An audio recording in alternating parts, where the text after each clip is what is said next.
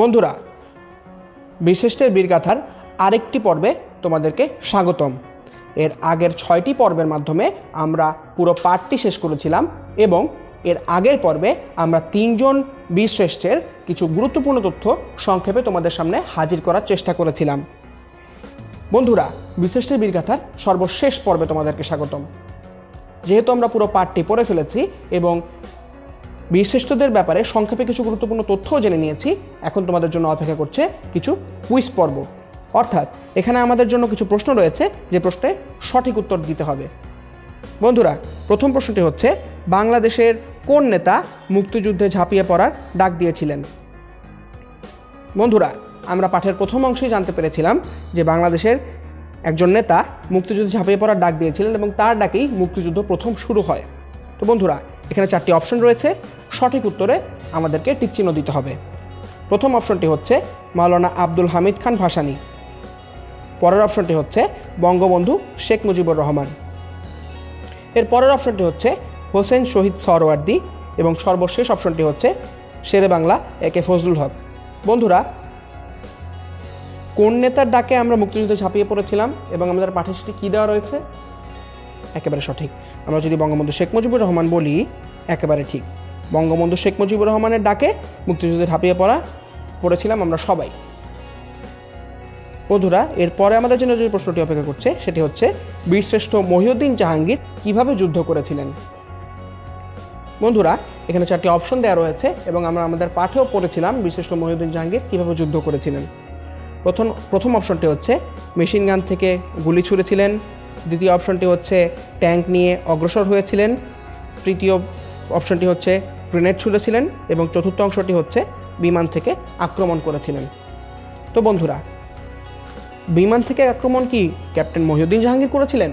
না, সেটি করেছিলেন ফ্লাইট লেফটেন্যান্ট মতিউর রহমান।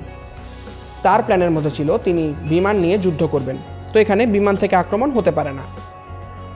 এর পরের অপশনটি হচ্ছে গ্রেনেড ছুঁড়েছিলেন।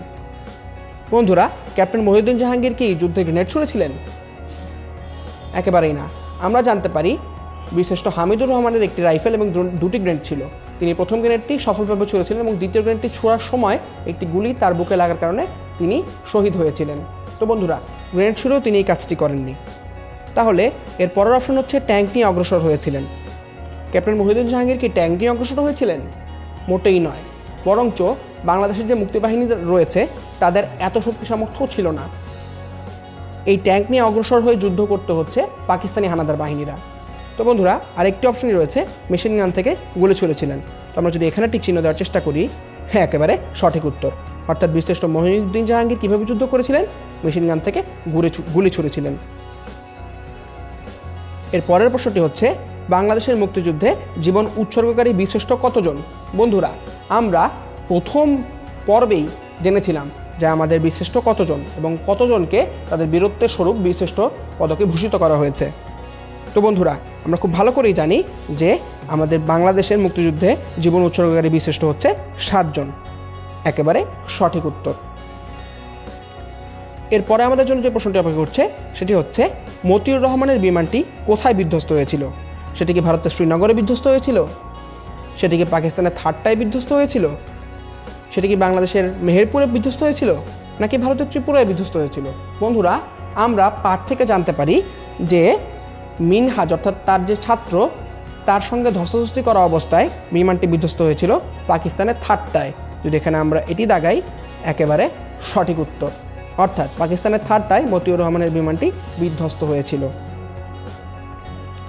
এর পরের প্রশ্নটি হচ্ছে, শ্রীমঙ্গল থানার ধলই সীমান্ত ফাঁড়িটি দখলের নেতৃত্ব দিয়েছিলেন কে? বন্ধুরা, সেটি কি হামিদুর রহমান, সেটি কি মতিউর রহমান, সেটি কি মহিউদ্দিন জাহাঙ্গীর, নাকি মোস্তফা কামাল? বন্ধুরা, আমরা জানি শ্রীমঙ্গল থানার ধলই সীমান্ত ফাঁড়ি, অর্থাৎ যেটি খুবই গুরুত্বপূর্ণ একটি সীমান্ত ফাঁড়ি ছিল, সেটি দখলের জন্য ইস্ট বেঙ্গল রেজিমেন্টকে নেতৃত্ব দিয়েছিলেন হামিদুর রহমান। যদি আমরা এটিতে দাগাই, একেবারে সঠিক উত্তর। এরপরে তোমাদের জন্য কিছু জিনিস অপেক্ষা করছে, সেগুলো তোমরা করবে।